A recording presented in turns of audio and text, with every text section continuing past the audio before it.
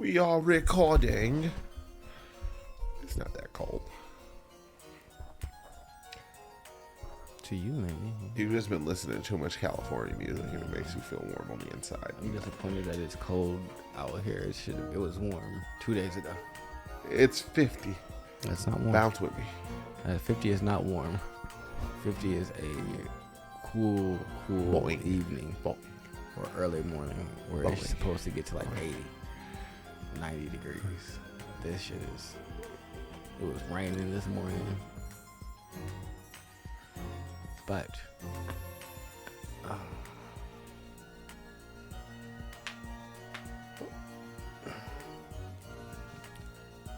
Shiga Tatan Zero. 3, 2, 1.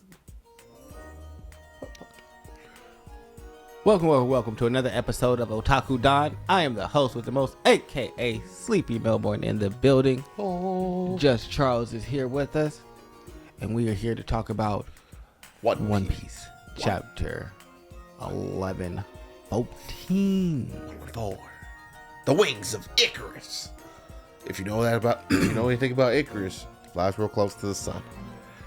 And the cover art is Oni Child Yamato, The Holy Inari Shrine Pilgrimage, Volume 4. I ask that you complete a pilgrimage to Hakume and return the sword of Enma to Enma's shrine in the late Yashui stead. Oh. So that means they're returning Zoro's old sword to it in the shrine. And Yamato is all for it. No shoes on. She's an Oni. She don't need shoes. Conjo doesn't have shoes on either. This is just Contro's a savage. Also, they're in the house. I know. But I just didn't like it. But anyway, we start off back at Navy HQ. Yes. Into the ocean. We get to see a lot of reactions from the Marines. Like a lot Akinu seems like he had no idea that this was going to happen. As a lava person, I don't like this. Well, see, I feel like he would actually be the best person to handle this. Constantly boiling salt water around you? No. Or just summon a bunch of land and just make more land? Yes, I would just continue. I would create land. Somebody out there with the Terra no me is just sitting there like, ha ha ha ha ha ha. Yeah, no, I would just be pouring enough lava into the ocean to create me something that's large enough but will float, and that would be my thing. I'd be all right. Well, making new islands. I can make new islands, and lava is actually pretty fertile, like soil. So yeah, as long as it doesn't go like. You need all the ash and other stuff like that to go into the soil. But we also get the commoner's point of view. They're all laughing and thinking this is completely and totally ridiculous. Hey, look, it's Smoker. Yep, and we see the people of Water 7 who also have been dealing with a similar issue with their city sinking and are kind of surprised to realize that it is the whole world that is sinking. We finally get to see Big Doflamingo back in the story. How does he keep this much more muscle mass in jail? Cause man, he be doing laying down workouts. He just be working his whole body out while he laying down. But Dofi's having a great time, laughing, talking to Magellan, talking about. I think that we probably should get higher up with them kind of talking about how the sea level rising did actually cause some issues for the lower level cells. Which I don't really understand because isn't Impel Down underwater? Part of Impel Down is underwater. But if you design an entire structure for it to be the water to be at a certain level, it's just like, well, we have air vents, we have various things. We engineered this place. That makes for sense. The water level to be at this point, and now we're starting to get air vents and stuff filled with seawater. Makes a lot of sense. Okay, yeah. Okay. So that's like, well, you guys are underwater, so how this is an issue. But no, that makes a lot of sense. We get to see Shirahoshi and Neptune. Shirahoshi becomes way more terrifying if everything just if everybody's in the water. It's just like summon all the sea kings and destroy them. We also get to see the reaction of the Gorosei. They all look very upset. It says, quickly eradicate the broadcasting snail. No, snuff out every living thing you can sense. We can deal with the ramifications later. So y'all are just going to kill all of it. We got York running, talking about, damn Stella, did he really have to spill the beans on everything? Please humor me for a moment as I make a prediction. We have Vegapunk predicting that there was going to be an earthquake that was going to raise the water sea level by 1 meter, which everybody is surprised about because it has already happened, and he, according to this recording, has passed away. So how could he have known that? Because he's very good at his job and he has lots of predictive measures. Exactly. And so that means that most likely what else he's saying is true, which gives Kuzan some pause. He doesn't look like he really knew that this was going to happen, which just further lends to the fact that the Marines don't seem to be in the loop. Because, I mean, if we're on the same page, we both think Aokiji is working for Sword at the very least, right? I don't know. It's either that or he's a world government, or he's running around with Dragon. One of the two. See, I don't think either one. I think that he doesn't know what he wants to be doing. And right now, Blackbeard's charismatic enough that he's like, well, I'm going to go ahead and give this a try. I think Blackbeard has the same level of charisma and pull that Luffy does. He just is going on a completely different path than what Luffy is doing. But we do get to see reactions from the Celestial Dragons. And they don't seem like they're surprised about the water levels rising. They're just mad that Vegapunk is spilling the beans. Shut that cretin's mouth. And so, like, for me, like, things like that point to, you guys knew this was going to happen. You guys just didn't want anyone else to know. Which also hints to why everybody freaked out in terms of the girls say when they were like, all right, no, we got to kill everything. I mean, the cat's out of the bag now. Like, we're going to kill everyone that we can sense. What is that going to change? He's already stated it. Yeah, I mean, I don't know. They're hoping that he probably doesn't say no more. But we get to see Saul laughing, enjoying his time on an island. I'm assuming it's Elbaf, but you don't really know. We just based on the size of the trees, I'm going to say Elbaf. I mean, yeah, the trees are massive, much taller than him, and he is a giant, so that's saying something. We get to see Orange Town and East Blue. We get to see Smoothie. Smoothie was early, right? Yeah.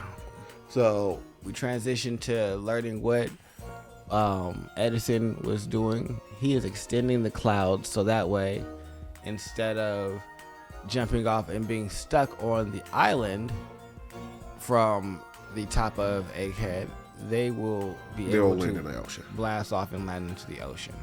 Okay, so we got a solution there. Yes, so Edison is handling that, even though he is completely damaged and looks like he might not make it, which is disappointing. I liked Edison. I wanted Edison to go, but he's saying, Straw Hats, you guys got to make it, and he's wheezing. So it seems like a lot of the Vegapunks won't make it. If I was to guess, I will say York makes it and Lilith make it. One's gonna go with the Straw Hats. York, Lilith, and Atlas. One's gonna go with the Straw Hats. One's gonna probably end up going with the Revolutionary Army, and one's probably gonna go with obviously the government. Yeah, I think York goes with the world government. I think Lilith probably ends up going to the revolutionaries because, well, I could see, honestly, Atlas going to the revolutionaries because she's Raph and she might want to get her lick back against the world government. And so helping them would probably be the best way to do that for her. I don't know if this is just in my head, but I remember Dragon's on his way here, right? We don't know what Dragon's doing. Dragon just be standing and looking at stuff. Wistfully looking out. Yeah, so we would. I'm pretty sure when he does that, he's actually listening to the wind. If he actually has the wind, like the wind. That might be true. He might be getting information, and that would be really dope. If like all this time we think that he's doing nothing, he's really just been like gathering information and like carrying carrying the sound to itself to the air. Yeah, and so it's just like, oh no, I know everything. Yes, and I wouldn't be mad about that. That would be a cool little spin. But we get to see Luffy in his Gear 5th form again. Punching. Taking another shot at the board. Talking about this next move is going to work.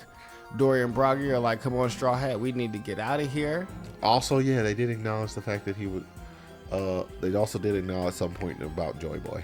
Yeah, and while this is happening, we have Vegapunk talking about the Void Century and how I only know a small fragment of this 100-year-long tale, so I'll limit myself to the facts as I know them. It wouldn't be right to leave you with baseless speculation. And just like the legendary sun god Nika from the Fables of Elbaf, he too fought with a stretchy and elastic body. They called him Joy Boy. He was the first man to take to the sea, the first one to be called a pirate. And so we have gotten the reveal, but there's a break next week. Yep, of course there is. Yep. So right when you get the reveal of Joy Boy, I want to see what's going to happen next. Dun, dun, dun. Dun, dun, dun, dun. Are you excited? This is more so just a confirmation. Like, we're getting some more. The entire situation is getting more fleshed out, I guess is the best way of saying it. All right, so now we knew Joy Boy was special. We didn't know why Joy Boy was special. Joy Boy, 1, is from the Fable of Elbaf. That means he actually gets a point of origin. 2, we know that he was the first pirate. Yeah. We get the particulars about the sea level rising, and I wonder if there's anything else about the Void Century. And I'm guessing the reason why the Void Century needs to be a thing, or why this being superimposed, is something to do with Joy Boy. Yes, I'm waiting to see what Vegapunk has to say about the rest of this. I'm excited for that. I like that we're getting some lore, but we'll figure out the particulars of. Hopefully, pretty soon we'll figure out the particulars about what about the Void Century terrifies the Gorosei so much. Also, I'm pretty sure that we won't get to Elbaf until November. What makes you say that?